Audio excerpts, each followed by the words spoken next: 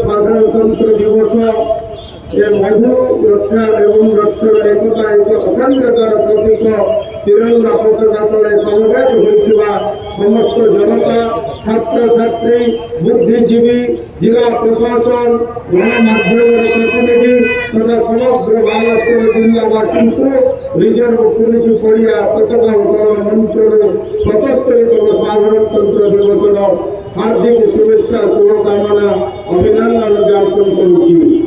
স্বাধীনতা সংগ্রাম প্রাণ কেন্দ্র দেশভক্ত মানবর ত্যাগ তপস্যা বলিদান পুণ্যপীঠ বালেশ্বর জেলার পবিত্র মাটিକୁ ମୋର ପ୍ରଣାମ ଜଣାଉଛି।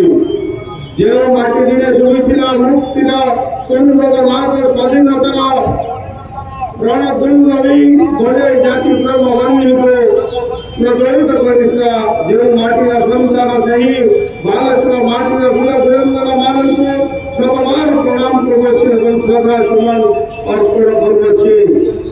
1950 ମସିହା ଏହି ଐତିହାସିକ ଦିବସରେ ଭାରତର ସମ୍ବିଧାନ କାର୍ଯ୍ୟକାରୀ ହୋଇଥିଲା। ଏକ ସାର୍ବଭୌମତ୍ୱ ଗଣତନ୍ତ୍ରର ପରିଚୟ ପାଇଥିଲେ ଆମେ ସାଜିଥିଲୁ ନିଜ ନାଁର ନିଜେ ନାଗରିକ। ଏହି ଦିବସ ପ୍ରତ୍ୟେକ ଭାରତୀୟଙ୍କ ପାଇଁ ଗର୍ବ ଗୌରବ ଆନନ୍ଦ ଉଲ୍ଲାସରେ ଭରି ଦେଇଥାଏ। ତୃତୀୟ ସଂକଳ୍ପ ଆତ୍ମ ସମୀକ୍ଷାର ଦିବସ।